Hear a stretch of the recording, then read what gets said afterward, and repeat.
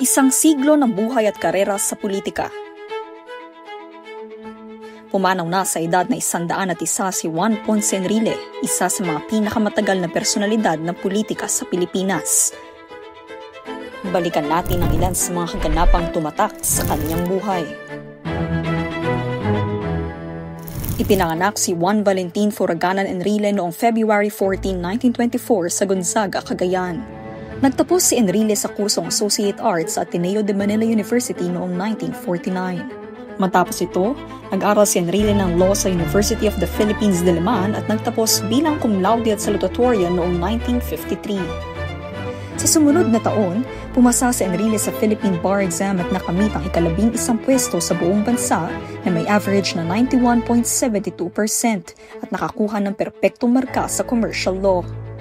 Natapos din Enrile ang kanyang Masters of Law specializing in Taxation and Corporate Reorganization sa Harvard University.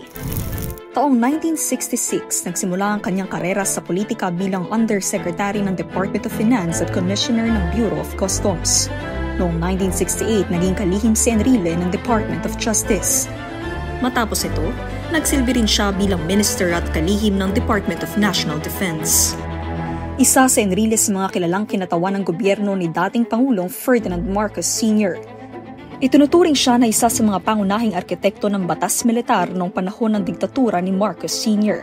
Sa ilalim ng kanyang pamumuno, libo-libong mga aktivista, estudyante, mamamahayag at karaniwang mamamayan ang inaresto, dinukot, tinorture at pinatay ng mga puwersa ng Estado. Bagamat unang sinuportahan si Marcos Sr., naging isa siya sa susi sa matagumpay na People Power Revolution noong 1986 na nagwakas sa rehimeng Marcos. Umanib si Enrile sa mga lider ng militar, mga kasapi ng simbahan at mga mamamayan sa pagpapatalsik sa yumaong Pangulo. Unang naging senador si Enrile matapos ang martial law.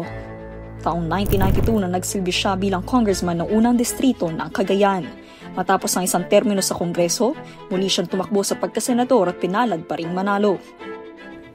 Maitalagang Senate President si Enrile noong 2008. Tumatak din ang kanyang naging papel bilang presiding officer sa impeachment trial ni late Justice Renato Corona.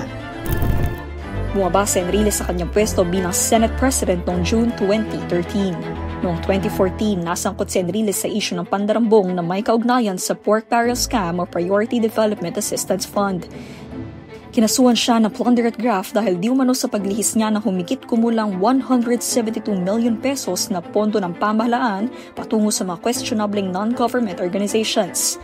Dinetene si Enrile noong taong iyon, ngunit kalawang na pinayagan siyang magpiyansa ng Korte Suprema alinsunod sa humanitarian grounds.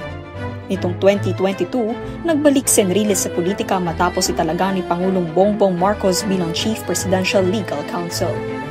October 2025, pinawalang sala ng Sandigan Bayan si Enrile sa kanyang mga natitirang graft charges.